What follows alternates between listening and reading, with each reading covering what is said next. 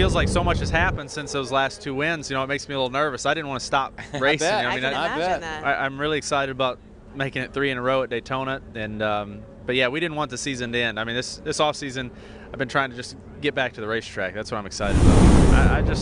I never had this feeling going into the next season.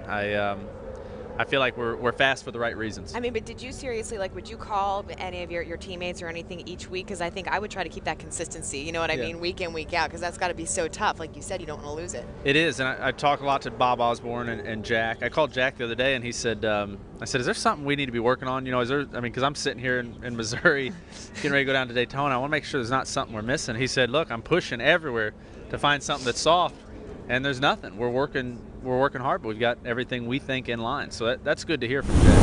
Larry Mack shared an interesting story with us last night about you going to Vietnam over the off season. Tell us about that experience. All right, Vietnam is wild.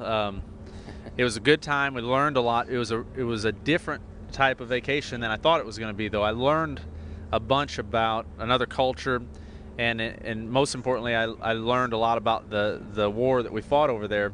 And one of my friends that went with us, both of his parents were in the Vietnam War, and it gave me a different level of respect for them, and definitely a lot more gratitude to be living in the country we're in. We've got it really well over here, so it's whatever it is we do to keep that going here in America, that's what we need to focus on. You may or may not want to share the story. And if you don't, that's fine. But I heard while you were over there, you were real close to losing a bet. Can you share that with us or anything? I don't know which bet you're talking about. Okay, all right. I want Getting recognized? being recognized. No, that was okay. So we went to Thailand a couple years ago. Okay, that was a couple years ago. Okay, and we're riding over there on the plane, and my buddy's like, he said, nobody's going to recognize you in Thailand. I said, we're going to be there for 10 days. Somebody will say, hey, that's Carl Edwards. Well, we went over there.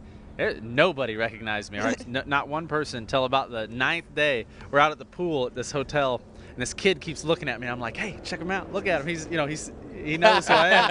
And so my buddy goes, hey, you know who this is? He goes, there's Michael Phelps. So Michael Phelps. So and what'd you say? That's good. I was like, no, I'm not. I'm Carl Edwards. And he's like, oh, okay, whatever. So I really lost the bet. Nobody recognized me.